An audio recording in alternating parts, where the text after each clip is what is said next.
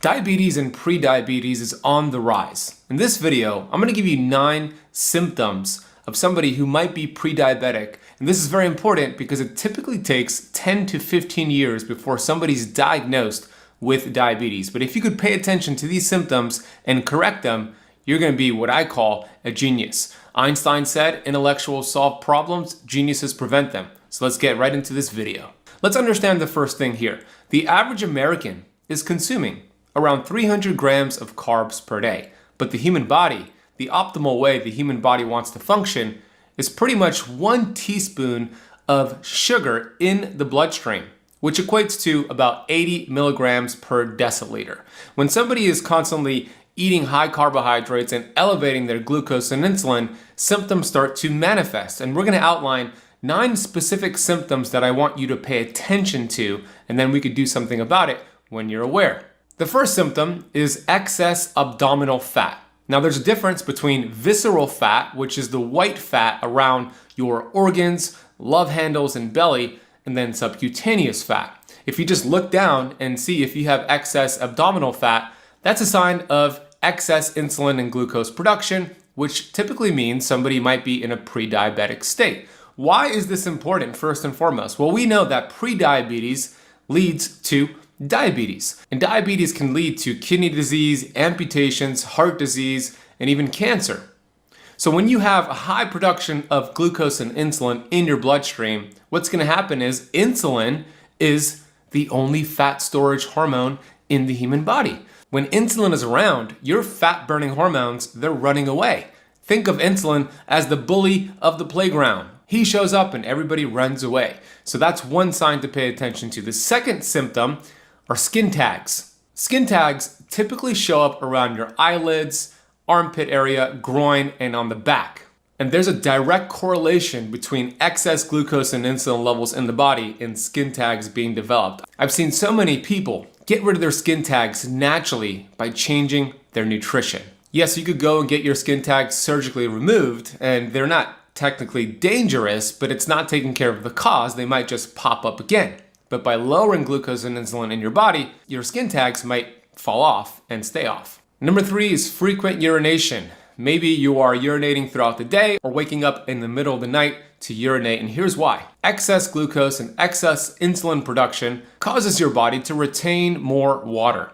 And remember, anything more than about a teaspoon or 2 teaspoons of sugar in the bloodstream is considered a toxic state. So as a protective mechanism, the kidneys start to filter out the excess glucose, and water follows glucose. This is your body's way of protecting you to eliminate excess glucose in your bloodstream through urination, which leads to symptom number 4, dry mouth and feeling thirsty all the time. When you're constantly urinating, you're also going to lose electrolytes and minerals, which is going to cause you to have dry mouth and feel thirsty, which is why so many people feel dehydrated all the time. The solution is not to drink some juice or high glucose liquids. The solution is to drop glucose and insulin so you don't have this problem going on. Number 5 is tingling feet and tingling fingers. This is because excess blood sugars can destroy the capillaries to your nerve endings. That's why a lot of people who are diabetic experience really painful diabetic neuropathy, which is their nerve endings actually getting destroyed by excess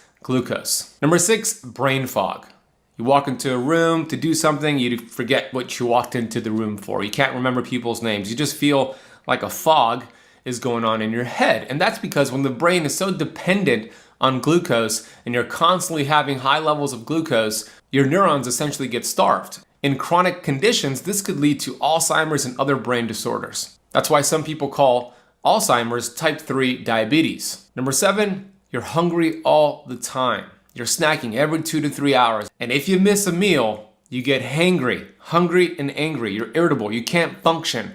This is because your body is dependent on glucose every few hours. High carbohydrate foods do not activate the same mechanisms in your body as healthy protein and healthy fat. For example, when you are eating healthy protein, protein is awesome because it activates cholecystokinin, peptide YY, and leptin, which are chemicals and hormones in your body that tell your brain and your body you're full, put down the fork, no need to snack. Let's allow the body to tap into our fat stores for energy.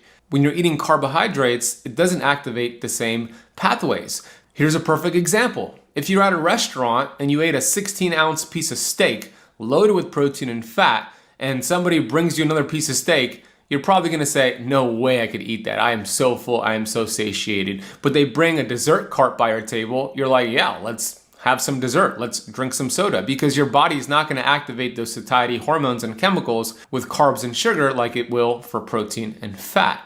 Number 8, sugar cravings and carb cravings. That's because your brain is dependent now on glucose, and it turns out there's a part of your brain that lights up when you experience a sugar craving, and it's the same part of the brain that lights up when somebody experiences a cocaine addiction. In this scenario, it makes sugar as addicting as cocaine, and some experts say sugar is 8 times more addictive than cocaine. Before I get into the final tip here, if you're getting any value from this video, hit the thumbs up button and subscribe to this channel. The last symptom you want to pay attention to is feeling tired and fatigued after your meals. This is typically seen as an afternoon energy crash, or you just feel really tired after eating a big meal. This is a postprandial response we don't want. The word postprandial simply means after eating. So if you're testing your glucose, one of the best things you can do is test your blood glucose. What you want to see an hour after eating your meal, if you're testing your blood glucose, is your glucose should be below 120 milligrams per deciliters.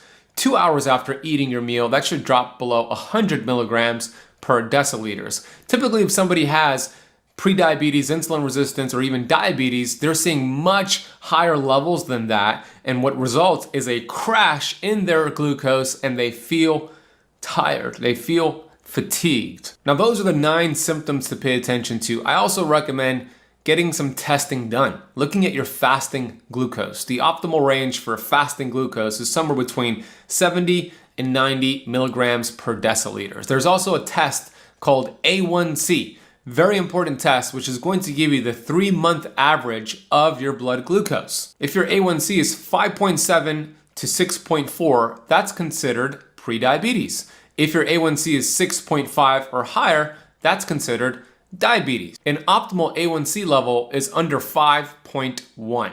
There's other tests that you could get done as well. Triglycerides, typically those who have prediabetes have higher levels of triglycerides. Another test is HDL, which is high density lipoprotein. Typically, if you have insulin resistance and prediabetes, you're gonna have low HDL levels, which is categorized as under 50 milligrams per deciliters. An optimal range to be at is over 60 milligrams per deciliters of HDL. Let me know in the comment section down below if you're dealing with any of those 9 symptoms I outlined. If you enjoyed this video, you're gonna love a recent video I did about how your feet are warning you about liver problems. Check out this video. The first sign is neuropathy of the feet. Peripheral neuropathy is this tingling, burning feeling in your feet where you're not getting enough blood flow to your extremities, and it could be typically painful. It's highly associated with liver disease and dysfunction. And the most common sensations that